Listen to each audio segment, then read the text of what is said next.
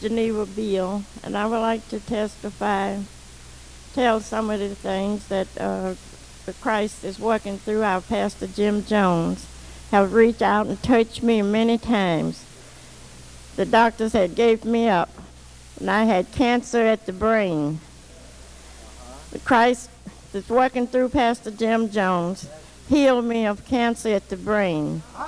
The same Christ is working through Pastor Jim Jones. He healed me of cancer, helped me to go down and pass the cancer.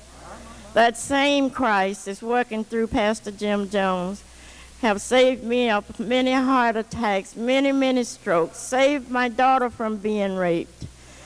And I am very grateful for the Christ is working through Pastor Jim Jones, working miracle worker. Keeps on doing great things for me. Amen.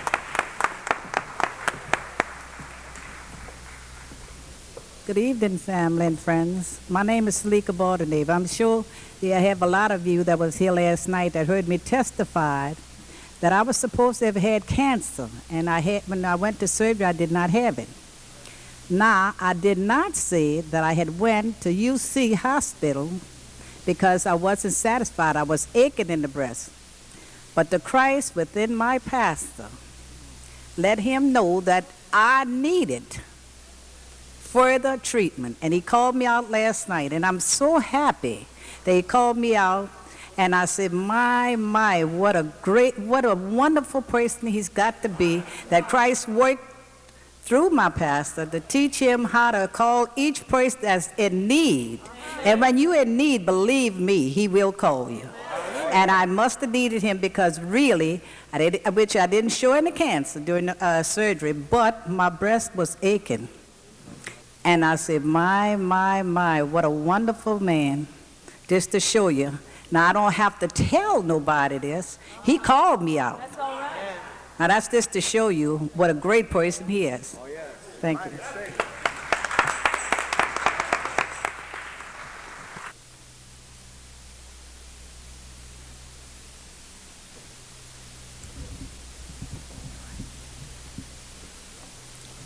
I was healed from heart trouble through the Christ that worked in our Pastor Jim Jones. I had heart trouble so bad I was afraid to lie down. I was just afraid I was going to go to sleep, just go die in my sleep. And he have healed me of cancer. Oh, he have just healed me. So I just can go on and go on and go on and go on. And he healed me from, I was supposed to have heart surgery. And I went to the hospital to have the heart surgery. And the doctors told me, said, well, you don't need heart surgery now. So you don't need heart surgery now. So you probably need it later, but you don't need it now. And, I just thank our pastor so much, the Christ that works through him. Thank you. You know, it's something else when the doctors is getting ready to cut you open. To cut you open, to look into your heart to see what they can do. Think, yeah, he's so real to me. Oh, yes, he gives me victory. So many people doubt him. I can't live without him. That is why I love him so. He's so real to me. He's real. He's so real to me. Oh, yes, he gives me victory. So many people doubt him. I can't live without him. That is why I love him so. He's so real to me. Come on, clap your hands. He's real. If you know God, real. you would clap your hands. He's so real to me. Oh, yes, he gives me victory. So many people doubt him. I can't live without him. That is why I love him so. He's One more so time. real to me. Oh, he's real. real. He's so real to me. Oh, yes. He gives me the victory. Oh, so many people doubt him.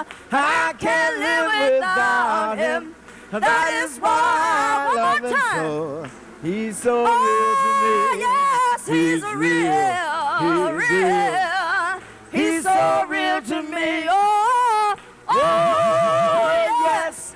He gives me victory. There's so many people doubt him, but I can't live without him. That is why I love him so. He's so real to me. Oh, yes. Oh, yes. Thank you. Thank you.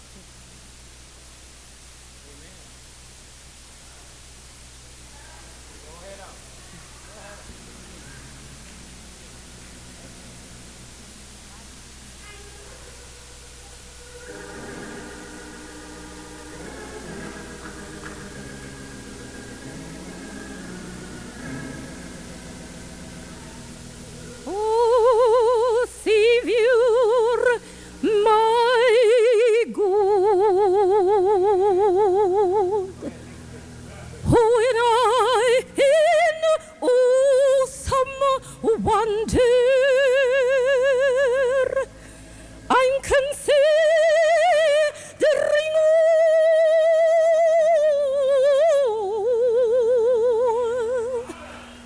the world's thy hands have made. You know I see the stars,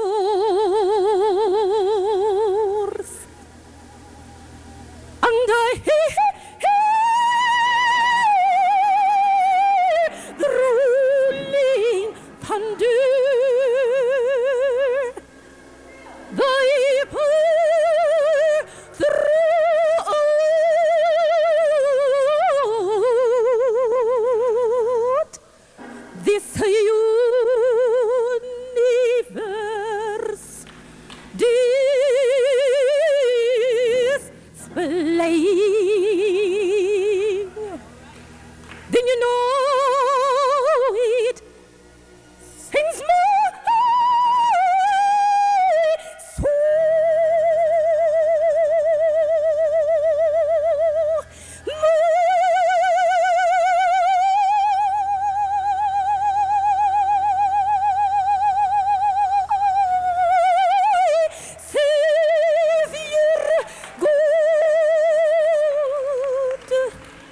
to thee. How great thou art. Yes, how great you know thou art. Then it says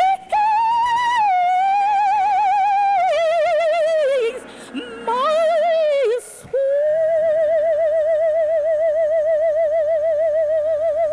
my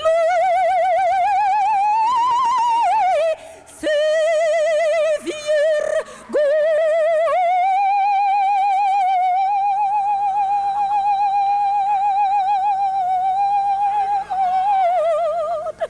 to thee.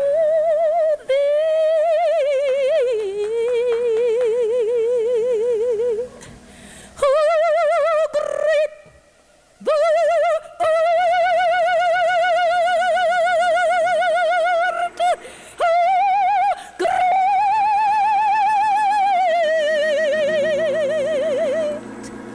thou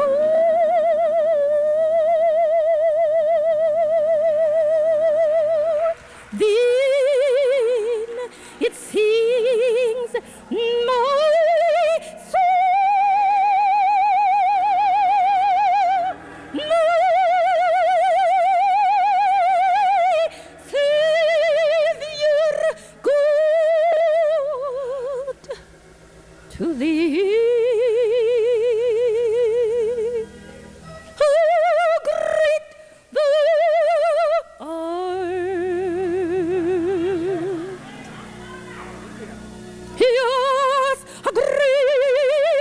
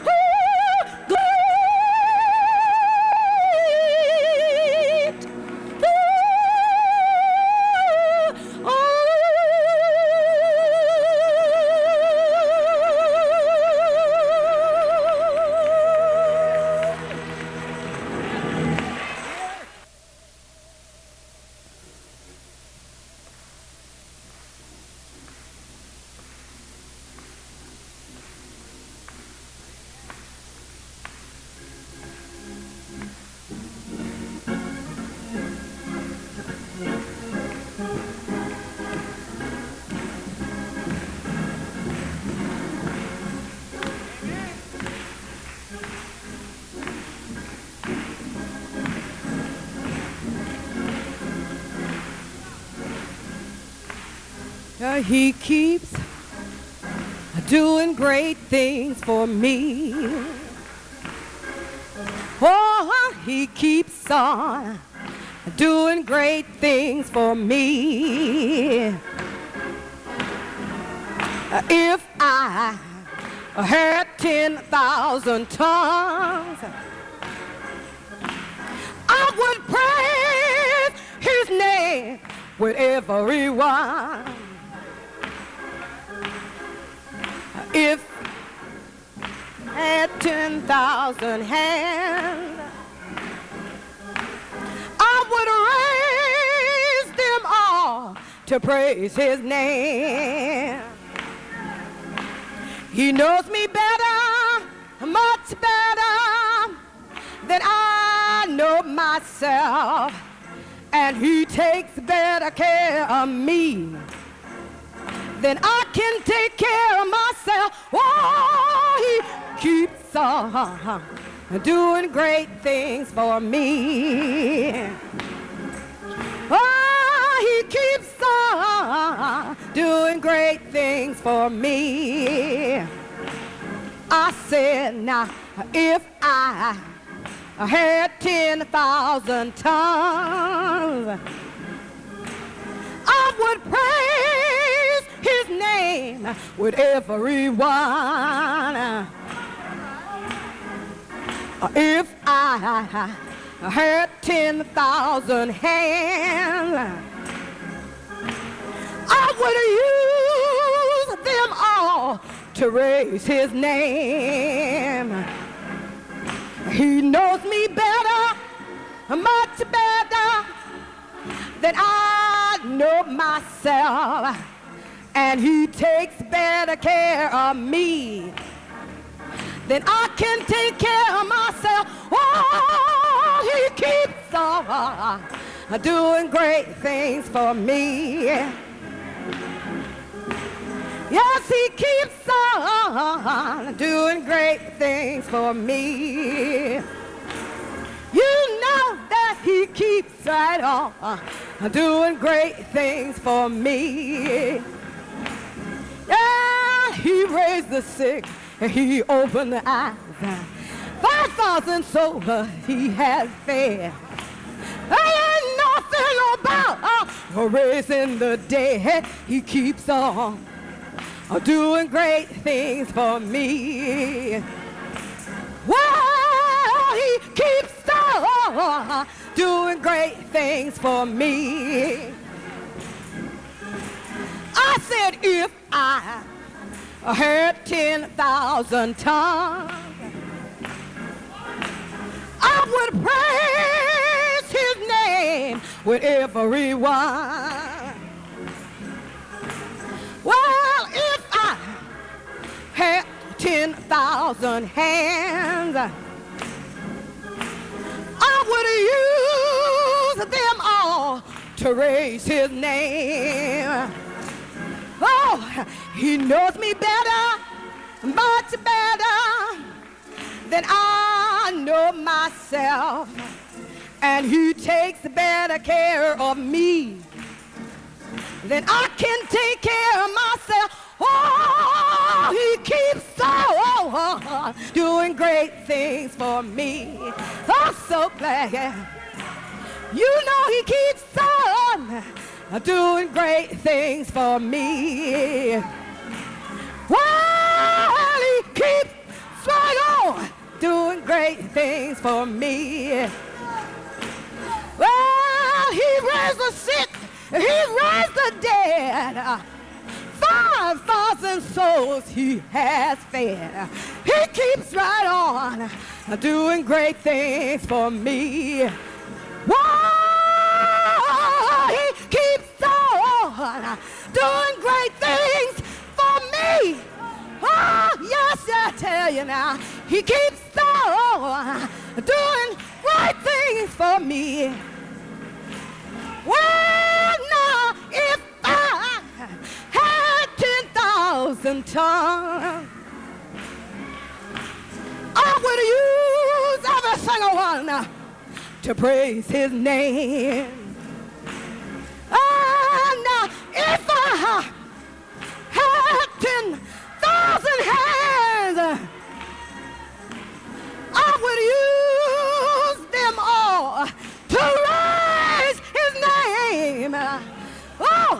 He knows me better, much better than I know myself.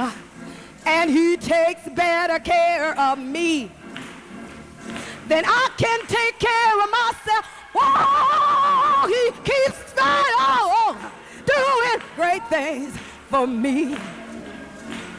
I said, now he keeps right on doing great things for me. He raised the sick, he raised the dead. I said 5,000 souls he has fed. Keeps on. He keeps on. I said he keeps on. He keeps on. You know he keeps on. He keeps on. Yes, he keeps on. He keeps on. Yes, he keeps on doing great things for me. He keeps on doing great things. He keeps on doing great things.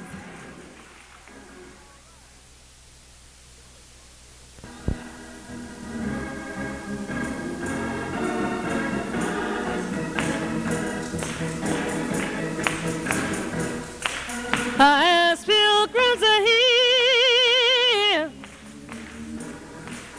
we sometimes journey. We often know not which way to turn. But there is a one who knows the road, who'll help us carry, our heavy load. Don't you know God is able? He's able. He's able. Yes, he's able. Clouds may gather all around you, so dark and stable. He's a friend. He's a father. He's your joy. He's your hope. Oh, surely, surely, surely, surely, he's able to carry you through. Now I'm going to tell you one more time. As pilgrims are here, we sometimes journey. We often know not which way to turn. Yeah, but there is a one, yeah, who knows the road, who'll help us carry, our heavy load. Don't you know God is able? He's able. He's able. He's able. Yes, he's able. He's able. He's able. He's able. Clouds may gather all around you, so dark and stable. He's a friend. He's a father. To the Father. He's your joy. In his sorrow. He's your hope. For tomorrow. I said surely, Surely. surely, Surely. surely, Surely. surely, Surely. he's able He's able. to carry you through. Do you know what I'm talking about, family? Don't you know God is able? Yes, he's able. Yes, he's able. He's able. He's able. Clouds may gather all around you, so dark and stable. He's a friend. He's a father. He's your joy. He's your hope.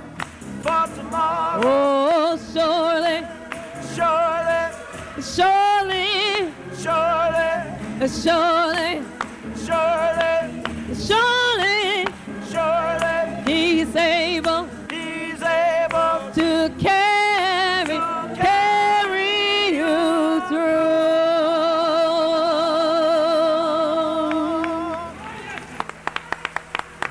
Hallelujah. All right.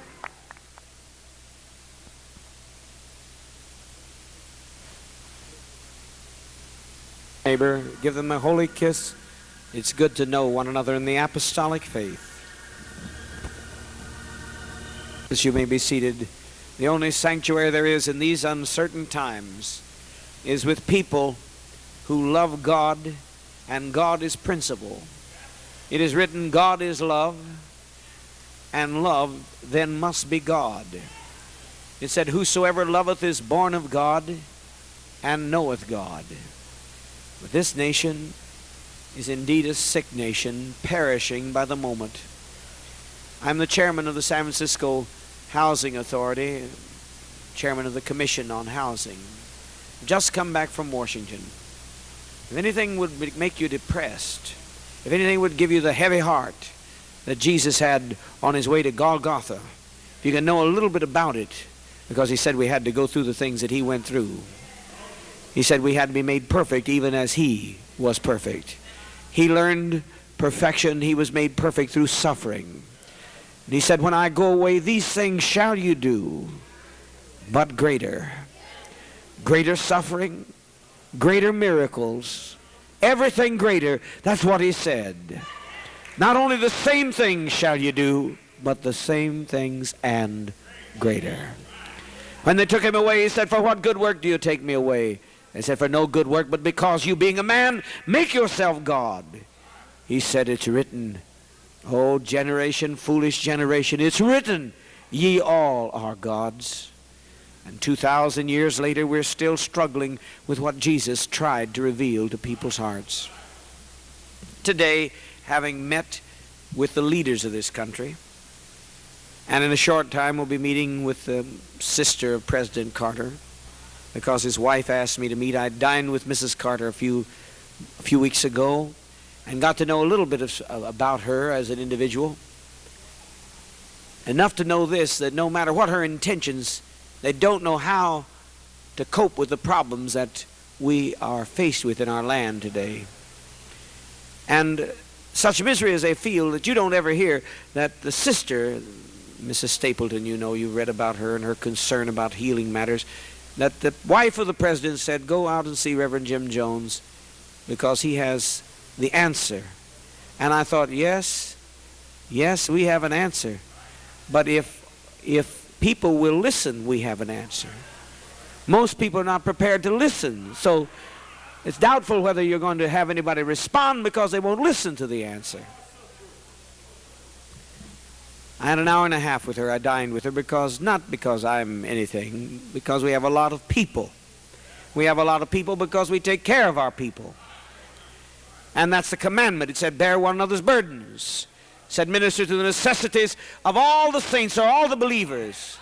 It said, take care first of the household of the faith. So in our church there are all of these wonderful ministries, beautiful convalescent homes and beautiful children's homes, and lovely, lovely centers for our aged, and legal services free, and free medical clinic, and free physical therapy where we have jacuzzi baths and ultrasonic treatment. To not only do we depend upon faith, and faith does things in our temple I've never seen in my life, because I've never known a people that can live to the degree that we are able to say that we've never had one die in our assemblies that have not been raised from the dead. I've never known such a testimony Not in any time or any hour except that which I read about in former days. I have never been in a place where nobody can die in the presence of the living God.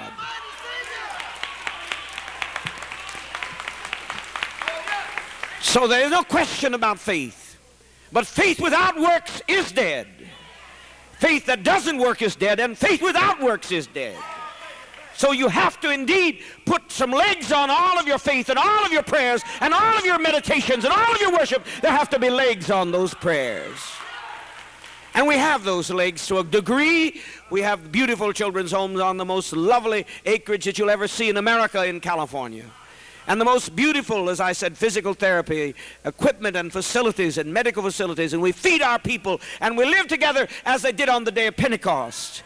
If you don't have any income in our church, or if you have too little income, we have 70 different homes in which we all live as it was on the day of Pentecost. We all share and have all things common. If somebody only has $50 and somebody else makes $400, we share and we all eat as they did and was revealed in the church on the apostolic day. I'm talking about big apartment buildings. Big homes, not just 70 little houses. I'm talking about a great senior citizen complex of 33 apartments, just to name one. Say, what does it mean to have all things common? It means you don't have to worry anymore. It means when all people are one family, as they were when the church was conceived and was in inception on the day of Pentecost, when you are together as one, you don't have to worry anymore. You don't have to worry. You don't have to worry. You don't have to worry no more.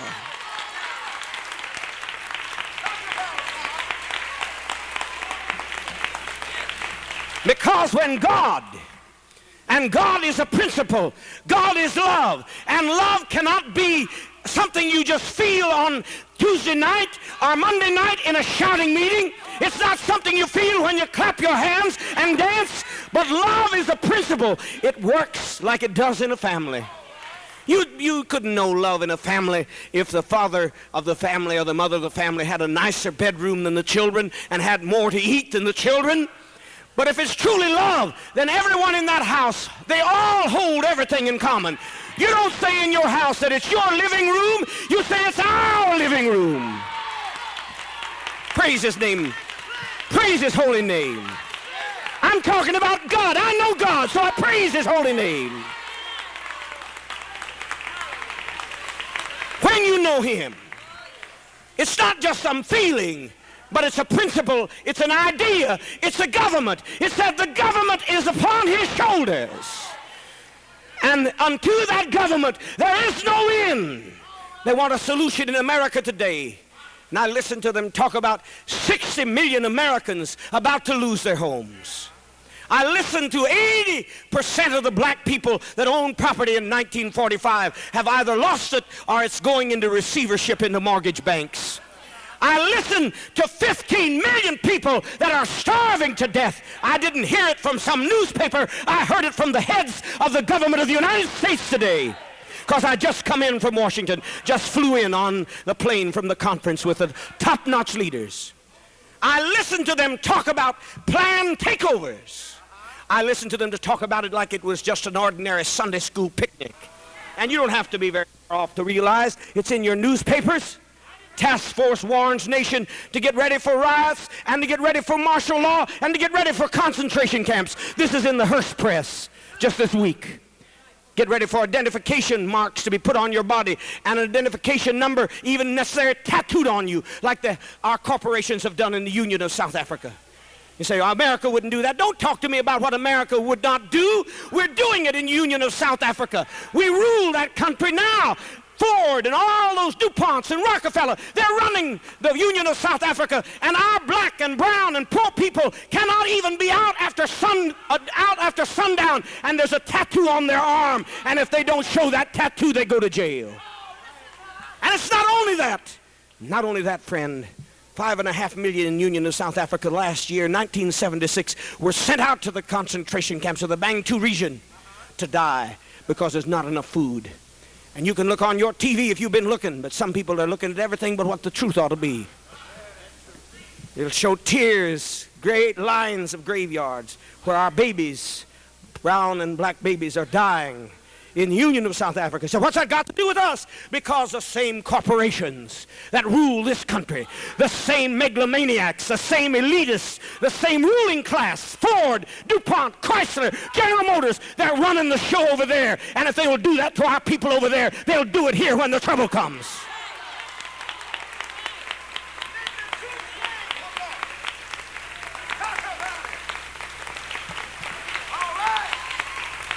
It's wonderful. Wonderful to know the truth, and the truth will set you free. You say it's uncomfortable, but it also sets you free. But to hear that kind of thing coming out of the mouth of the government leaders, and to hear them say, we have no answers. To hear the head of housing, and to hear the head of welfare, the president's appointments, and to hear the presidential secretary say, there is no answer. Said we can't have housing, and we're not going to be able to have enough food and enough shelter and medicine. We're not going to be able to give it to the people. And yet they're holding out a magic wand, making us believe that it's going to get better. But if you are in Washington, friend, if you happen to be in government as I am in government, because I've always made my own way, I've always made my own living. I believe like Apostle Paul, you're able, he was out, he made tents. He fixed tents by day and preached all night. And I tell you today, we might get some truth from these preachers. If they had to go to work and had to know what it was to live out there, then maybe we'd get some truth from their mouths.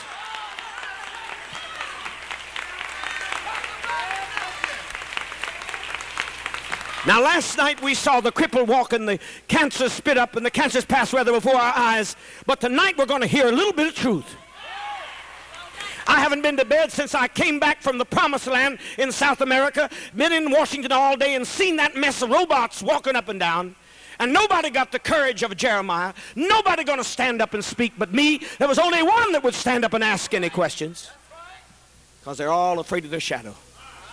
Even though they're not sure they're going to have a job come June, they're afraid to stand up and say, something's rotten. Something's corrupt.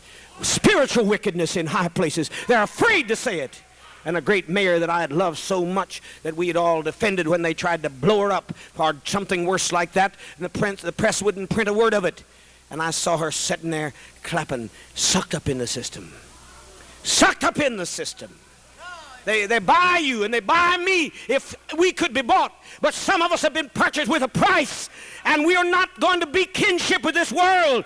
Our God is not flesh and blood, but it's spiritual. It's an ideal. It's Pentecostal socialism. We're not going to be oppressed by the tyranny of all the oppressive riches.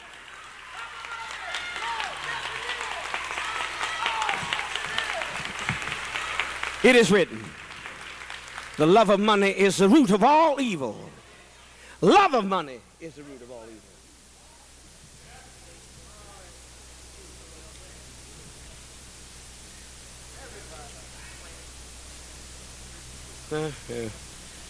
That's marvelous. Said they got the Ku Klux Klan here in Philadelphia now too, and they're wanting equal time because of roots.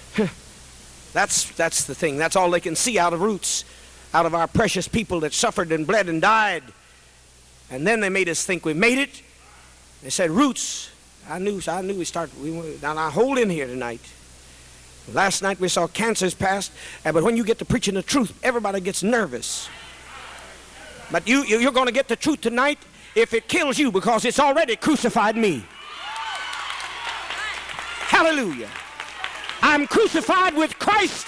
I'm crucified with Pentecostal socialism. Nevertheless I live, yet not I, but Christ that liveth in this body. It's not immortal you're looking at tonight. It's not carnality you're looking at tonight, but you're looking at the hundredfold, the very spirit and the actual conscious presence of a living God. Because one day I died. You can't be born again unless you die. And one place sometime back, I was combusted into a new life. Into the apostolic life, into the Pentecostal life, into the holiness and virtue of the new age. And I'm not going to turn back. I've started for the kingdom and I'm not going to turn around. Now hear the truth, because you won't get it in the churches. Few honest ministers that come in here, but you won't get it in the churches because they won't give it to you. They want their anniversaries. They want their pastors' wives' teas. They want their pastors' birthdays. And yet it said God is no respecter of persons. Anybody that goes to a church that gives people pastors' wives' teas and preachers' birthdays, you are guilty of violating the commandment, because God said to treat no one with respect to persons. If you give a preacher an anniversary, then you should give every mother and every deacon in that church an anniversary.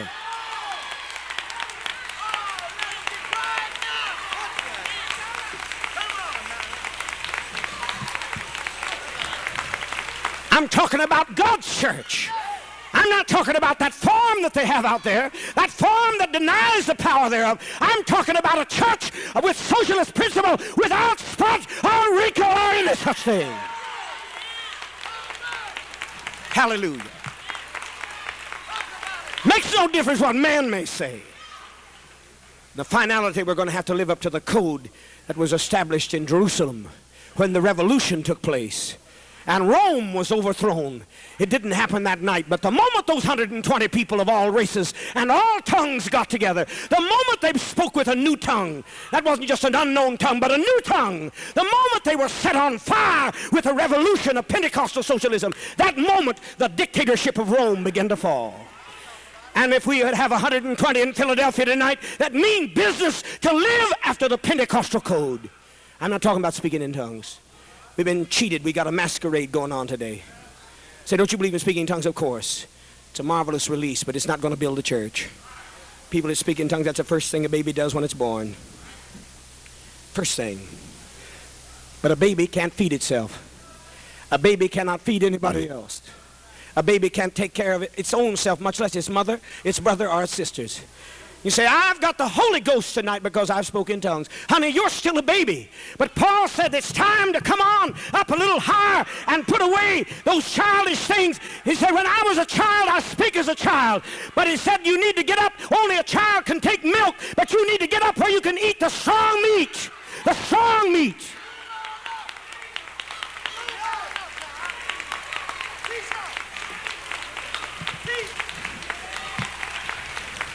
Now we want to see God, and God can be visible today. God can create everything that he did for the early believers, or he'd be guilty of gross discrimination.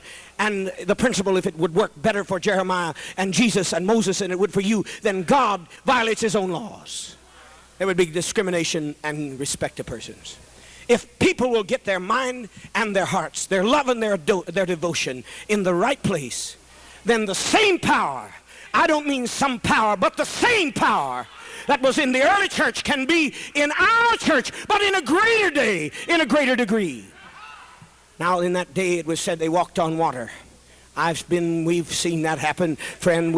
I've walked right across the waves when we went to Mexico, and we've seen it, so we know. Don't tell me it can't happen. We've stopped the rain all across the trip. We just lift our hand. We stopped the snow when we were snowbound in Chicago a month ago. Stopped it, and nobody could get in or out. You can check with the highway authorities, but I said we shall go through, and we were the only ones that went through. We've stopped the rain. We've caused the rain to come forth. We've caused the dead to rise. How many through the anointing have I raised from the dead in this room? How many have been healed of blindness in this room by the anointing that works in me? You go out the temple, if you go home where our people are, you'll see dozens and dozens of people healed from blindness, some from birth. How many have I healed of rheumatoid or arthritic crippling conditions? How many have I healed of cancer, the incurable disease? Hallelujah, hallelujah. I'm talking about the Christ in me making contact with the Christ in you. Mighty God. How many, as I said, have seen me raise the dead? How many have been raised from the dead? How many have seen me raise the dead into the thousands by speaking the word? The word. We've seen them dead for 3-4 hours. We saw one dead in a morgue in a general hospital, and they went in and the child came forth. Hallelujah. So I'm not going to give up on the power. But if we want the power, we've got to meet the conditions. I believe that the power will work when you meet the conditions. But if you want the power to work through you, you better get the right kind of circuit.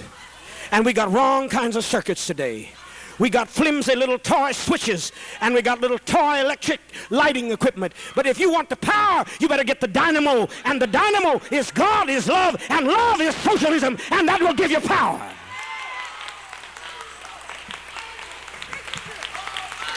Blessed be the name. So I don't see nobody raised from the dead. You haven't got the right circuit. You haven't got the switch, and you may not have the operator. But you got to have the dynamo, and you got to have the generator. And if you get that generator, you say, what is a generator? The generator is Pentecostal socialism. As it was on the day of Pentecost, so must it be in the church today. When they were baptized, the moment they were baptized in the name of Jesus, what happened? They sold their possessions and had all things common. It's beautiful to look down at seniors today that can travel all over the United States. Most of the guests that came here, the less than 100 people that we brought in to travel along, they don't have any money. They don't have any money. So how do they travel across the United States? Because we all live together, and the ones that work back there share with their seniors. Because if anyone should be taken care of, it should be our seniors. Said elders we were to respect our elders. Well, our temple respects our elders so much they let them travel across the United States and Canada and Mexico, sometimes 3, sometimes 4 times a year, because they do what the church said it ought to do with its elders.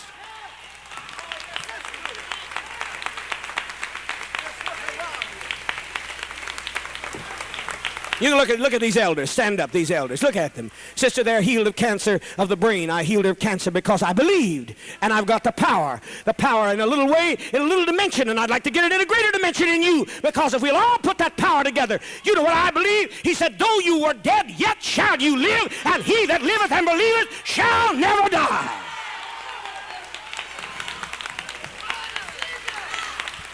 He didn't say, I came to give you a graveyard. He didn't say, I came to give you a burial plan. He said, I came to give you life, and life more abundantly. What do we got is graveyards. And what do we got? Cemeteries. And people dying now just from breathing the air. Smog.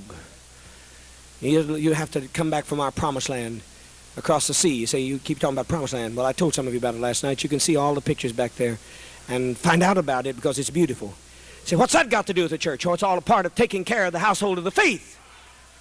We got medical clinics. We've got physical therapy. We got all those things. But what about if dictatorship comes to this country? Like the newspaper says tonight's going to come. What about the fact that the Ku Klux Klan has increased 100 times in its membership in New York, till just a few months ago it almost took over Attica prison. If you read your newspaper, your TV, it almost took over Attica prison. They almost stormed in and killed all the Indians and blacks and Mexicans. Where? Not Mississippi, I'm talking about New York State. Then it's a church's duty. It's the church's duty to have a place of protection for its people. We've got a place to protect our people. If we have nuclear war, we got a cave. You say, how'd you find it? The Spirit of the living God showed it right down in the deep of the earth. We got one out in the West Coast. You can't find any end in it. Got water and food down there for nuclear war. But honey, there's things worse than nuclear war. Dictatorships. Dictatorships that can come in like they did with the Japanese. So, oh, this country won't ever do that. It did it already. I don't know how we could be so silly. The Germans started the war. They were all white. Hitler was the menace that ruled Europe and killed 7 million. Wiped out all the black, all the colored, all the Jews, every person, a minority, wiped them all out, gassed them to death, even made lampshades out of their skin. Now, I'm talking about history. If you don't believe it, I just picked up a book in the airlines. And they're getting ready, but they don't talk about Hitler. We got a Hitler in Brazil, ruling Brazil, a white Hitler right now, a general. We got a general in Chile that's murdering people of color and all the working class, taking the breasts off of women, cutting off the gonads of men. General Pinochet. We got murderers all over, white murderers all over the world. Chile, Uruguay, Paraguay, Brazil. Union of South Africa, where our people cannot even walk on the sidewalk. But what do you see on Time magazine this week? What do you see? It says the wild man of Africa. I just picked it up. Who's on there? They've got all kinds of white murderers, but who is on there? Idi Amin, the leader of Uganda. He's black, and they call him a wild man. Because he won't be, I guess they just won't take orders from folks. He's just not used to the man pushing him around, and he chooses to think for himself. So they call him the wild man of Africa. Why don't they call Hitler? Why don't they tell us about the Hitlers that are white? Why don't they show us all the wild white men that are running loose in this country today?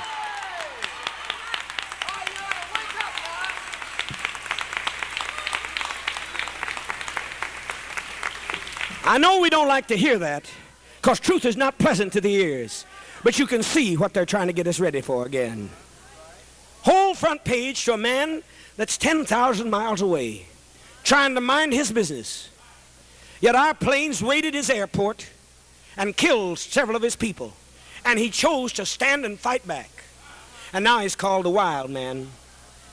But it wasn't him that bombed American bases, but we've been seeing on TV the raid on Entebbe. How can we possibly be so naive? We go into his country and raid his country and kill his people, and we call him the wild man. The wild man because he says he won't take no more. He's told folk he's not going to take any more. He called every American there and he said, I want to know tonight, are you going to give allegiance to Uganda? Or are you going to work for the CIA? Are you going to be representing the ruling class, the corporations? He said, I want to know tonight. And they call that wild. I call that very intelligent.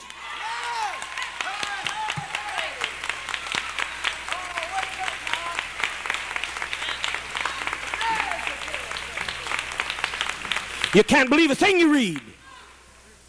Because I know white people are over there that are living in peace, and he's a very good and gracious man to them. You can't believe a thing you read. Because anybody that stands up against the ruling class, the big banks, Wall Street, the corporation, the ruling class, say, what do you got to talk about that? Because that's the Antichrist. Said the love of money is the root of all evil.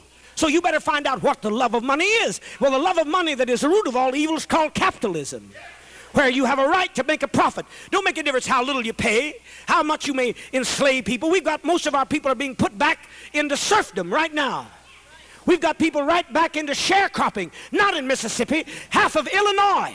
Half of the Illinois farms are owned by one bank in Chicago. Not only blacks now, but whites too are having their lands taken away from them by rich corporations. Somebody's going to have to tell the truth, and I'm going to tell it.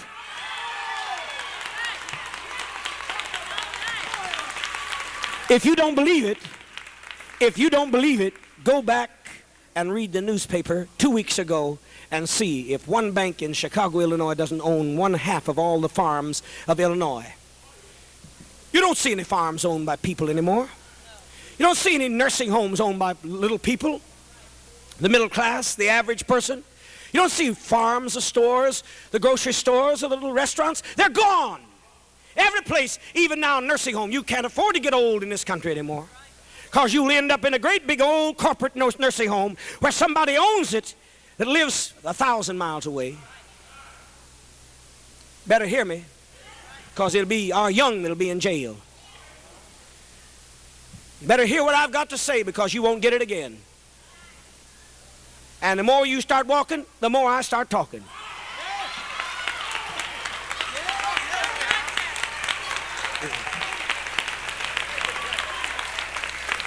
But who's willing to listen? It's seniors. Some of us know what it was. I may not appear as a great-grandfather, but I have lived through the Depression. And I remember 1929. I remember that pasty flour. I remember the mush and the greens, if you were lucky. And friend, we're on the border of another one. And I mean everybody in Washington talking about it. Not if, when. When? When is it coming? And we've got the signs in the heavens above and the earth beneath. The Dust Bowl just in 1929, you remember how it blew all the western fertile soil of the Southwest, the Midwest, blew it away? Well, here we are. It's happening again. You go out through the Southwest and the Midwest, you'll see dust storms. Not rainstorms, dust storms. No water. See, I got plenty of water in Pennsylvania. It won't do you any good if you got plenty of water in Pennsylvania if there's no water out in the wheat belts. And our wheat belts are not going to produce. There's 70% loss of wheat this year. We used to have years of wheat in our bins. Do you know how many days of wheat we got left? 1 day. 1 day. Now you see all these racists and how hateful they are to Chicano and black and even the poor whites. You see how they are now. Wait till they're out of water. You can read out in the West where they have a water shortage in one town where they were stealing from each other, and one white woman was shot down by her next door neighbor while she was stealing, while the white woman tried to protect her own water, and the next door neighbor shot her to death. Now, friend, only lucky thing is that that little town, that farm town out there in the West, happened to be all white. But if there'd been any Mexicans in that town, or any Indians in that town, or any blacks, what's happening right now, I know this to be fact, not just fiction. I know it to be fact. They're going through where all the droughts are and asking. They have the nerve, the fire commissions and health departments will go through and say, we want to know where the black people live so we can protect them when the riots come. They don't want to find out where we are to protect us. No, no, no. Don't you fall for that kind of a lie. They want to find out where we are so they can handle us when the time comes. They never have been worried about protecting us. Now, some of you don't forget, you look out there like you don't know what I'm talking about. Some of you think you're white, honey, but you're just as black as I am. Peace. I got run through 3 or 4 sieves. 3 or 4 white people come in and raped my people and made me a blend. People said, he's white. Just you say anything you want to about me, but don't accuse me of no lie. Because there ain't no white people here in the first place. There ain't no white people here but Rockefeller. When it gets down to it, that's the only people going to be taken care of. So if white makes you right, honey, you aren't white enough, because if you were white, you'd be dead in a graveyard. Peace. So I come to hear about holiness. You will. I'm talking to you about the holiness without which no man shall see God. You got to get rid of capitalism. You got to get rid of the love of money, which is capitalism. You got to get rid of the corporate system that oppresses the people and holds people down in a class society. Now, what is your proof? Well, the Indians are all dead nearly. They've now got a class action suit. They're trying to get it established because Indians, they're trying to get the Indians not to have to pay Social Security because Indians don't live it long enough to collect their Social Security. The average Indian who owned this country one time lives to be 44 years of age. That's what's happening right now. Not 1906, but 1977. The average Indian lives 44 years of age. And you precious ones, we who are black, we have 7 times more blood pressure problems. 6 times more likelihood of getting heart disease. 4 times more likelihood of getting cancer. I wonder why. I've got somebody that is a corporate manager in a supermarket. He said they put the worst foods in all of our districts. That's right. He says, he proved it to me. I know beyond a shadow of a doubt. He proved it to me that they put everything bad.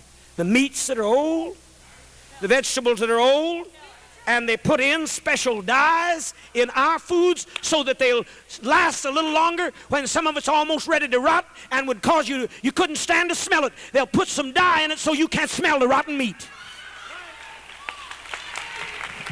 I know what I'm talking about.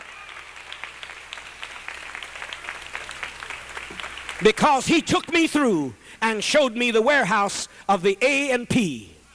He showed me with it. I saw with my own eyes what they do. They said, why did Watts blow up? Watts blew up because they were getting food that was 2 weeks old. Every kind of food from bread to meat was 2 weeks older than any place else. No wonder Watts blew up. It was a wonder Watts didn't blow up long before it did.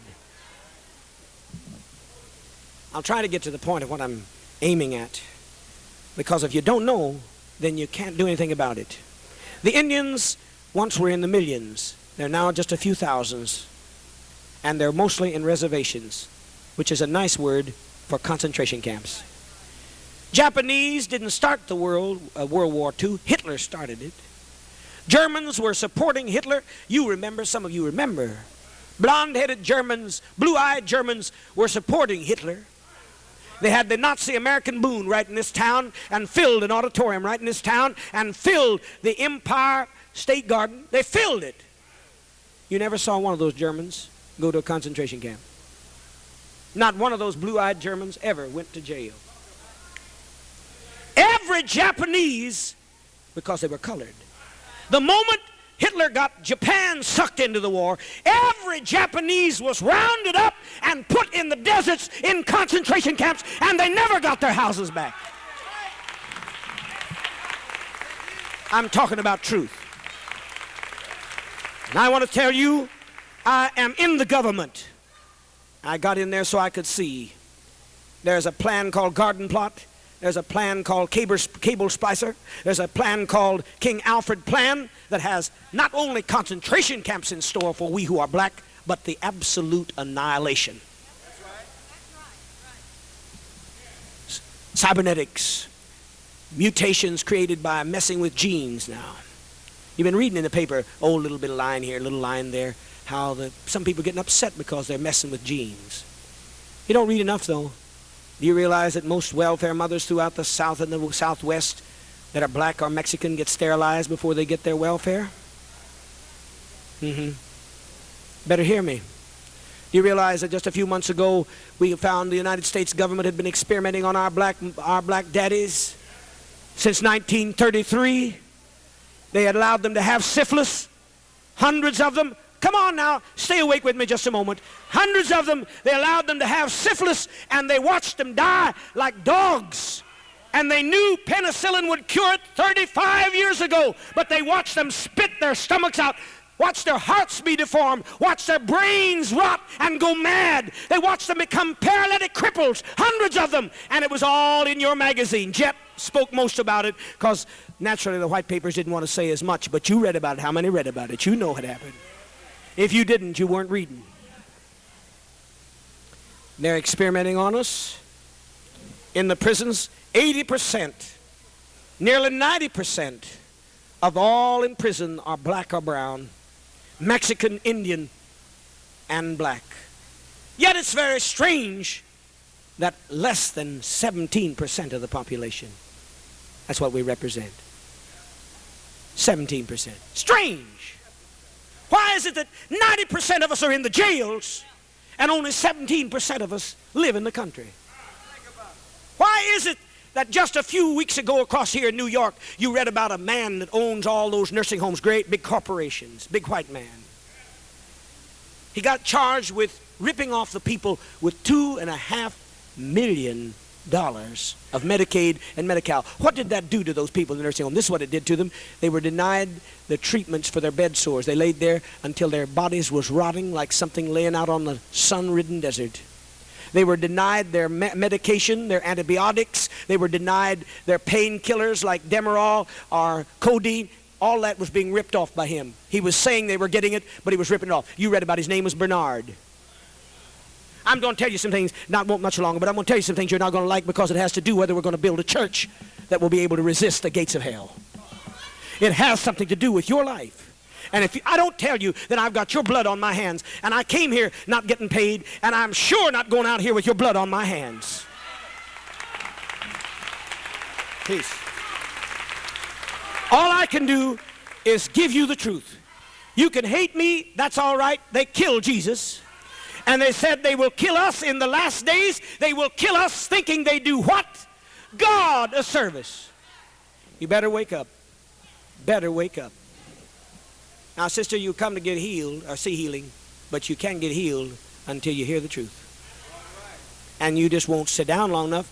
Look at if you would sit up here like we sit up here and look at this audience, you would know why America is headed for concentration camps. Why it is headed for hell, because people are looking around and are irritable. They will not even listen to me, will not even watch me right now.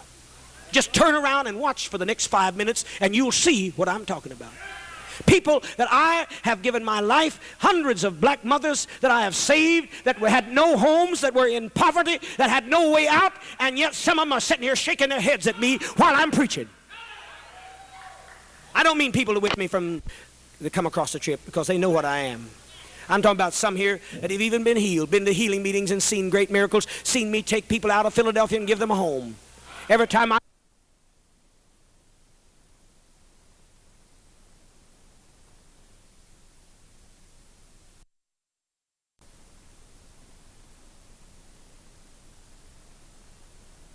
hundreds of black mothers that I have saved that had no homes, that were in poverty, that had no way out, and yet some of them are sitting here shaking their heads at me while I'm preaching. I don't mean people with me that come across the trip, because they know what I am. I'm talking about some here that have even been healed, been to healing meetings and seen great miracles, seen me take people out of Philadelphia and give them a home. Every time I come, I've taken some older person from some rat-infested dump in Philadelphia and taken them to a beautiful home.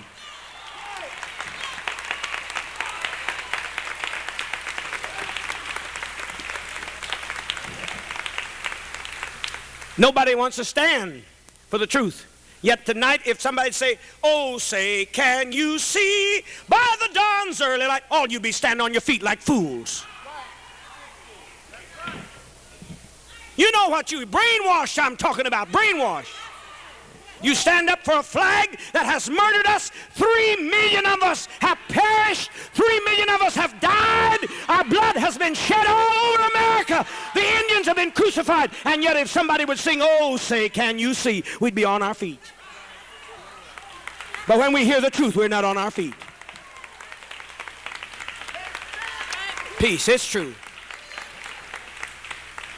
My country, 'tis of thee, sweet land of liberty. No, my country, 'tis of thee, terrible land of iniquity. That's what it is. I'm not singing about no freedom until freedom's a reality. Where the Spirit of God is, there's liberty. You don't have to fight to get your rights. Today in America, I just came from the government offices of Washington, D.C. Today in America, the average black person makes 60% the wages of the white person doing the same work. He pays yet twice as much rent.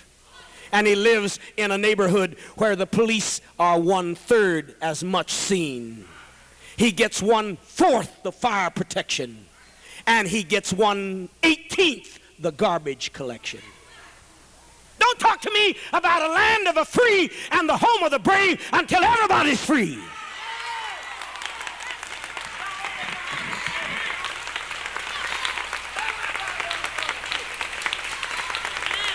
Peace. Because no matter how many people have come through and I've been sieved through, I still know I'm black. I remember those times when they took my loved one, my grandmother, took her by force and made her have a baby. And some of you have forgotten it. Some of you forgot where you come from. And you can't know where you're going until you remember where you came from. But it all had to do with the love of money, which is the root of all evil. The capitalist system, the fascist system, because he said the love of money, the profiteering system is the root of all evil. And believe me, we're in a root of evil the like of which you have not seen. The man in New York I just told you about ripped off people and they died and rotted in their flesh because they didn't have their treatment. He'd ripped off their Medi-Cal and their Medicaid. If some of you'd stand once in a while, you wouldn't be so weary on your seat. But you never will stand. You don't have to stand for me. You can stand now, because some of you wouldn't stand for the truth. If somebody had a boat and you were drowning, you wouldn't stand it. Peace. I know some of you. And you know, the man, if you go into Ku Klux Klan meetings, and I have been right there, because Jesus said he was one that stirred up the people. He said these are they that turn the world upside down. So I've been in a Ku Klux Klan meeting because I can get there. They don't know what I am till I get there. Then I stir up the people while I'm there. Peace. Peace. It's wonderful.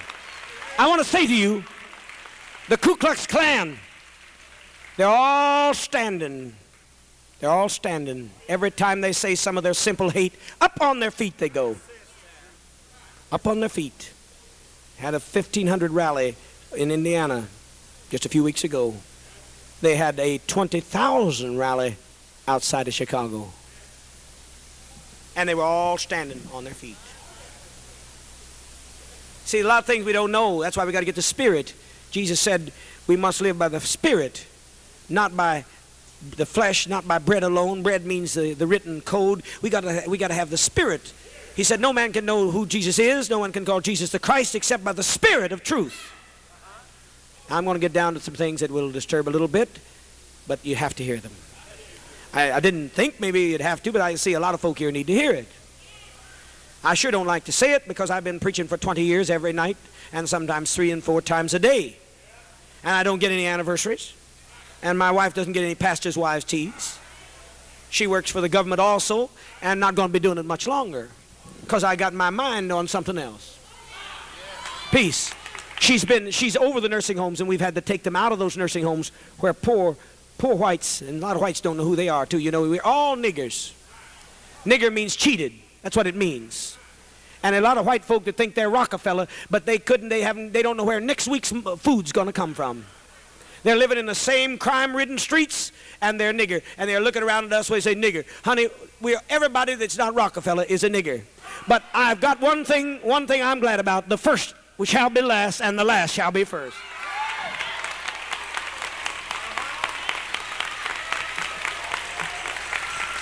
My son, Jim Jones Jr., is very, very black. He's blacker than my minister to the left, and he's taller than me by a foot. And he used to cry so when they'd call him a nigger. I said, son, that is a good word. Nigger means cheated. I said, go right back there and you tell him, yes, I know what has happened to me. I know I've been cheated, and I'm going to get back what's coming to me. And ever since he did that, he quit crying, and he goes so proud, and he stands so tall. He's a field nigger. We got to know the people of this country, white, black, brown, that have been dispossessed, that are losing their properties. The poor have got to realize that they are the niggers that are going to have to unite against those that are the rich ruling class, that are indeed the Antichrist, who love money, which is the root of all evil. All evil. Now, hear me out, and it won't take too long. Over in New York, Mr. Bernard, a few weeks ago, he was arrested, as I said, on one count out of 23 for $2.5 million that he stole from poor black people mostly, and brown people and a few white people in his nursing homes. The judge stood up before Mr. Bernard and said, he is a good man. He's been a businessman for many years, and it'd be a shame to send him to a jail amongst common criminals. And so what, you read your paper. If you didn't read it, you should have. It happened just a few weeks ago, and you could have read what they did to him. They sentenced him to 4 months, not in jail, on the 10th floor of a hotel, and gave him black cook and a black chauffeur and a black domestic to clean his house. Don't tell me I know, and you know if you read the newspaper. And they said, Mr. Bernard, we are sorry, but you must be in at 11 o'clock at night, and you can go out after 7 o'clock in the morning. But the same week, a man up in Portland by the name of Borenson had been robbed. His mother had been robbed of her Social Security by those bureaucrats. And some of the worst bureaucrats are Aunt Jane's and Uncle Tom's that work in those desks. They forgot who they are. I mean, you'd think that they had stock in Social Security. You get on a telephone, and a lot of them now, we've got a few of them on the telephone. I got one on the phone. You lose a little money on the phone, and they'll make you aggravated. I make them pay back those dimes because there's not supposed to be any monopolies in this country. Bell Telephone owns all of the telephone companies, and it's supposed to be against the law. There's supposed to be competition. There's supposed to be a telephone company in every city. It's not supposed to be owned by one great big corporation. That corporation is so big now, AT&T, that it overthrew the government of Chile. It's putting the concentration camps up in the black nation of Union of South Africa. So I said, I want my dime back. She said, you'll have to give me your name for your refund. I said, honey, I can tell you're black. You must think you got stock in Bell Telephone. She said, well, I'm working here, and it makes no difference. I'm working here, and I'm going to look after Bell Telephone's money. I said, I wish I could get black folk as much to look after one another as you look after Bell Telephone.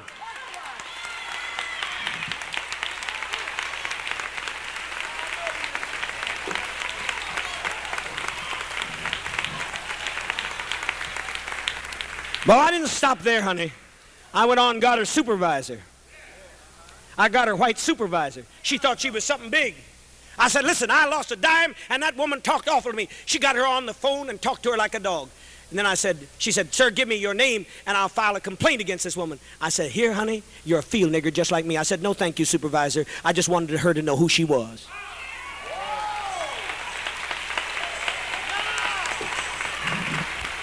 She was working so hard to take care of the white man's money, but that white woman that got the supervisor just above her talked to her like she was a dog. And if I had been a man that had not been born again and filed a complaint, she'd have probably been fired. But I wouldn't do that because I always look after one another. It said we're to bear one another's burdens. Says it didn't have nothing to do with black. Honey, it's sure going to start with black with me. That's where it's going to start. I don't know anything.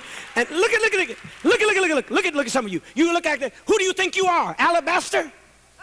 Some of you think you're the white king and queen of Somalia or something. I look at some of you folk out there, you act like you don't know what I'm talking about.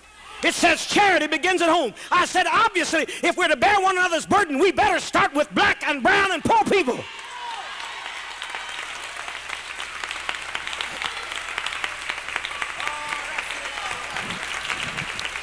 It is amazing to me. You can look around and see we just don't know who we are. I love you just the same. No matter if she treated me like a dog, I would not do anything to her because we've got to hold up one another. Didn't say do unto others as they do unto you. It said do unto others as you would have them do unto you. Most of us do unto others before they do it to us. And the worst folks to do it is us to each other. Yes, yes, yes. Peace. You see it every day. All up and down the streets you can see it. Look up and down and see all these churches. This town's rotten. The roads, you cannot, if you've got a car, I don't know how your car lasts in these big cities. At least that out in California, the roads are decent. Your roads beat your car to death. Can't have no car, no decent car, no decent roads. Can't get a decent service.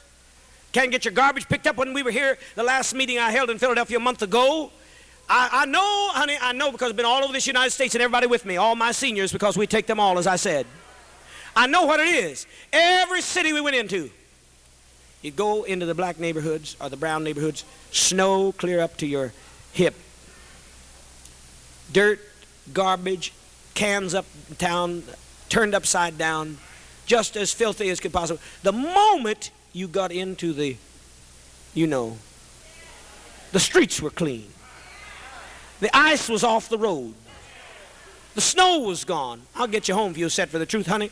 I'll even carry you home piggyback. I tell you, it's depressing about the truth. The truth is something else.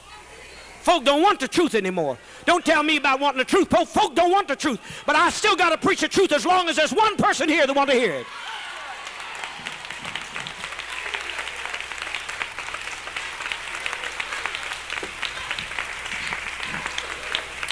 Well, Mr. Bernard went to 4 months in jail.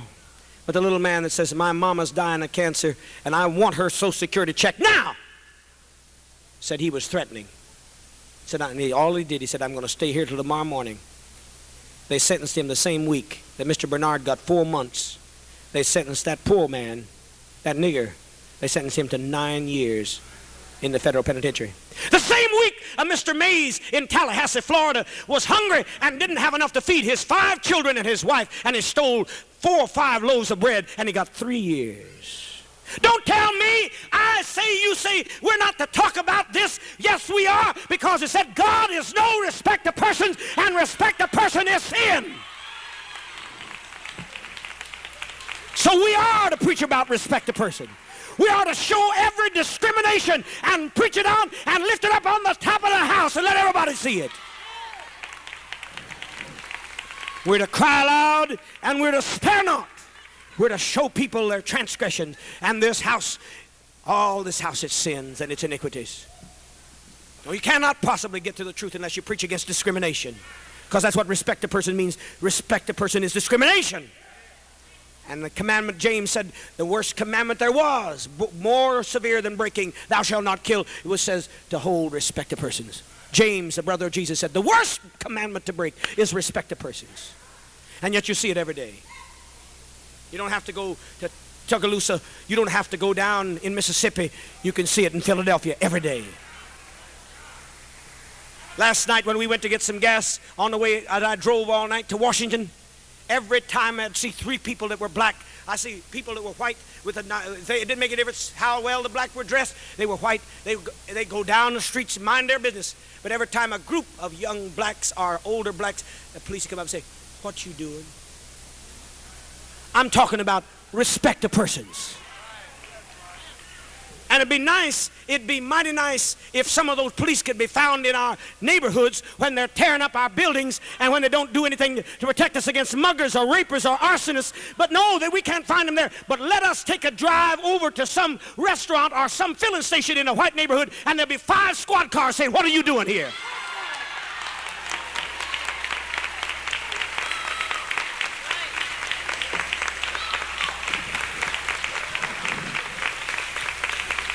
And I think it stinks because it's respect of persons. Across the nation, we are seeing it every day. Our black boys, our sons, our daughters, I say boy because I wouldn't say that other than I'm a grandfather. But our sons are not only in jail, but they're having lobotomies done on their brain. In nearly every state in the United States, a laser beam being put on their brain.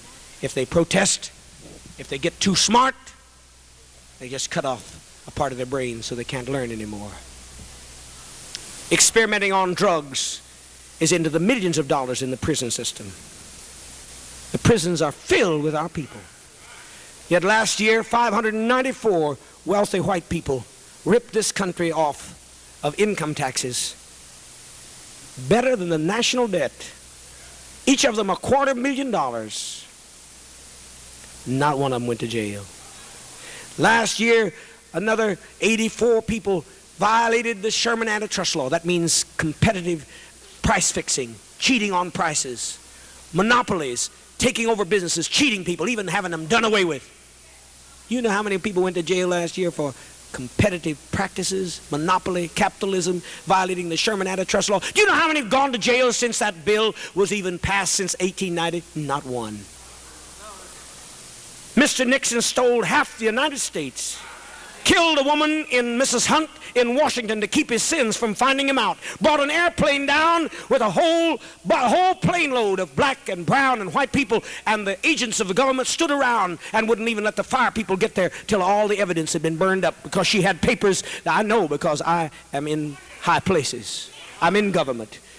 Burned that plane, and those people burned alive just in that Chicago airport, and they wanted to be sure the evidence was destroyed. Whereas Mr. Nixon on the David Frost show making $2 million. Whereas Mr. Nixon writing his memoirs going to get another $3 million. Whereas Mr. Nixon, he owns 3 estates. He's walking free. And yet if you took a loaf of bread tonight, you'll be in jail for 5 years.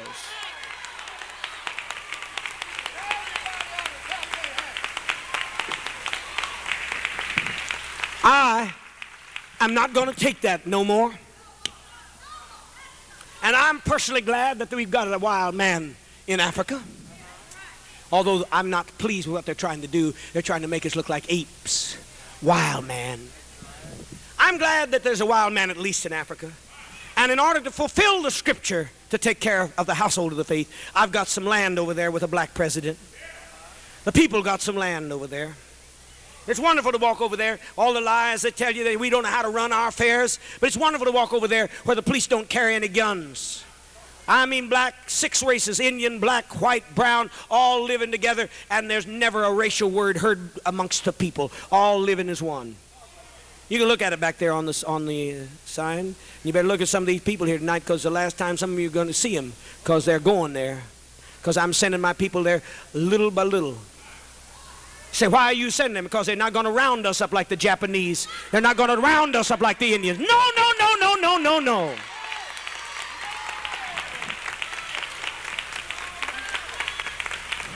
So how did you do that? Well, I'll tell you how you can do it. You can do it by quit paying preachers anniversaries and quit building these big church rip-offs. As I started to say, the streets are rotting. You can't get hospital care. If you go, you'll wait all day in a general hospital to get a treatment. You could die right there while you're waiting, some of you know. And yet up and down this block, you can go up and down Broad Street, and you got 15 different churches. We are our worst enemies. 15 different churches, and often you got 15 Baptist or 15 Pentecostal or 15 holiness churches in the same block because we got 15 parasite jacklegs that want to rip us off.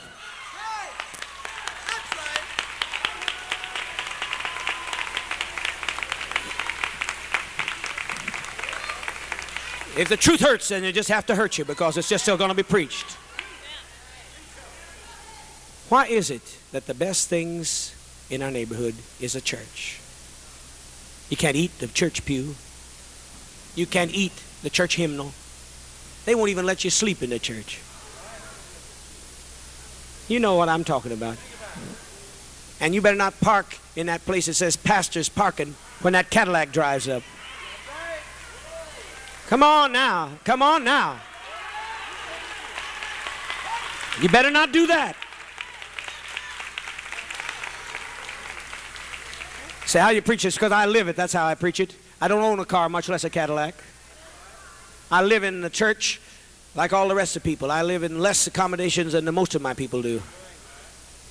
Because a husbandman must be first partaker of the fruit. I got used clothes on my back. Suit don't fit me. Someone would look and say, "This suit, you're getting bigger." I said, "No, you just never looked. This suit never did. I never buttoned it before, and that's why it looks like I've gained, because actually I've lost. But I buttoned it tonight because I went to Washington." Come on now. Peace. Now let us think. If you would stop wasting your money on these great cathedrals that have nothing, form of godliness denying the power thereof, you're going to have to get the Spirit. See, we got to live with the Spirit. There's enough in there in that Bible to give you the truth, but if you don't have a prophet, or if you don't become the prophet, you are up blind man's alley. Because the Bible warns you even against itself. It says the letter kills, but the Spirit gives life. What is a letter? I don't suppose most of you need to be told, but some of you need to be told. The letter to Romans, letter to Corinthians, letter to Colossians, letter to Timothy. Letter means Bible. 2 Corinthians 3:6 says the Bible kills. Now if you was next to a killer over there, if one of you was sitting over there sitting on me, if you was sitting next to a killer, yeah, you ain't smiled once tonight. If you was sitting next to a killer, you'd move. And yet you got a killer in your pocketbook or in your lap unless you have the prophetic spirit. He said, how can you hear without a preacher? How can he preach lest he be sent? Now there's one woman there that could be healed if she'll stay, but I cannot do anything. I've got to preach it tonight. Only had an hour and a half service last night.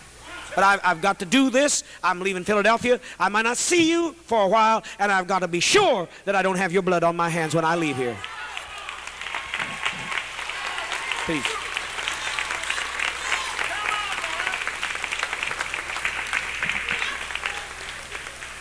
You know, it's a tragedy that if we don't get that spirit of freedom, you see, God, it's still there. Jesus talked about it all the time. He said, the Bible said, it said, an eye for an eye and tooth for tooth. Yes, and I say unto you, it's no longer so. It was written, but he didn't care what was written. He lived by the New Testament, his own testament, his own testimony. He lived by the living epistle that he was. Read and known of all men. That's the Bible that you need to be. You need to be your own Bible today. You say, oh, no, I got to read King James. I got to know. Yeah, you got to read King James. You ought to read who wrote King James. That's what you really ought to do. You better look in here and see who wrote King James. You better get that. You better find that out before you do anything else. Because it says here, written by King James, 1611 A.D. Just a couple hundred years ago, 300 years ago. Now, Jesus is supposed to live 2,000 years ago. But this Bible was written 300 years ago. And I'm telling you for a reason, because it's very important that you get this. Because now, across the nation, we're hearing a lot of Bible scholars like J. Vernon McGee, who's a racist through and through. He takes you through the Bible safari.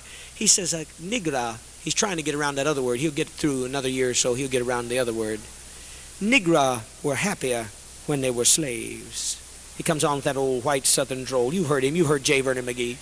He's on 1,000 radio stations. He said they used to sing. He said the darkies sang when they were in slave days. And a little bit of that in Roots, too. Some of those houses, you say, oh, that was beautiful. Honey, every time that man puts something on the TV, you better look for the angle.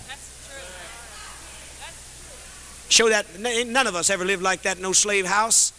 But the moment that young man started out for freedom, he got his arm cut off and a whole lot of trouble. What they were trying to say, don't try because you're going to pay a heavy price. What they were trying to say was the triumph of an American family. Because one man found his roots, we've all found ours. No, honey, we haven't found ours. We haven't got what belongs to us. We don't even know where our property is. We haven't even got our back wages, much less our roots in Africa. We haven't even got our back wages yet. Peace. And some folk think that just because Roots was written, that now it's all made. But 60% of our people are about to lose their houses. And by 1982, the government projection was today, 90% of everybody will have to find another way of making a living because of the age of automation, and the industrial period is over. The resources have been used up here, so they're going to go and steal the resources off a few colonial nations they still got, because they've used up the oil out of this country. And they burned away the coal and strip mined away every bit of minerals. So 90% of the jobs are going to be gone. And you know what that means. We were always the last hired, and we're the first fired. And then when the fight comes for the food, that's the little bit of food left, and the water left, you're going to know that America is not heaven. You might think it's hell. Because there'll be killing and warfare and shedding of blood like you've never seen in all your life. Say, oh, it's better. You know better than that. You know better than that. Say, our neighborhoods are getting better. Honey, they're getting more segregated by the day. You can walk around, you know, they got us all rounded up. Our public housing, because I'm a housing commissioner, they built the housing so they can block you. All they need to do is put 2 guards at one door, and they got a whole, they have 200 families locked in there. Don't tell me, say it's getting better. Yeah, one man told the truth about it. They put Governor Kerner of Illinois, to tell the truth about really what was happening. And he said, we're fastly headed for 2 countries in this, 2 societies in this nation, separate and unequal. One black, one white. Roy Wilkins said the same thing when he resigned from the NAACP. Said they're going to kill us. Said they're going to be a genocide. They always tell us when they resign. What happened to Governor Kerner? They put him in jail. They didn't want that white man to tell that truth. No governor ever goes to jail unless he gets on the wrong side of the ruling class. He died just a few weeks ago in the jail of cancer. Never even got to go home to see his wife. The head of the Civil Rights Commission, because he wrote the Kerner report and told what this country's really headed for. You see the neighborhoods. You went down here, this man down the street, I ain't going to get into I'm not going to meddle tonight, but there's your church down the street, I'm not going to talk about it. Used to see a lot of white folk in that church. The only one you see there now is the man taking the money. Oh, you see a few, but I'll tell it, I'm going to have to tell it. When I came to hold a meeting, because he liked my healing power, he liked the way Christ had blessed me with the 9 gifts of the Holy Spirit, he wanted me to come down, and when he found out that I was black and had a black son, he canceled my meeting. I'm telling you the truth, whether you want to hear it or not. And his name sounds like mine.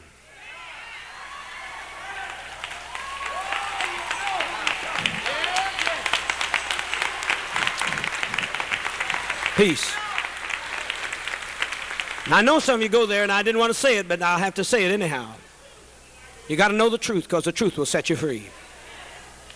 These are dangerous days, and the church must take care of the household of faith. Say, now you've hit my Bible. Yes, I've hit your Bible, because it says you're not saved by Bibles. You are saved by the foolishness of preaching.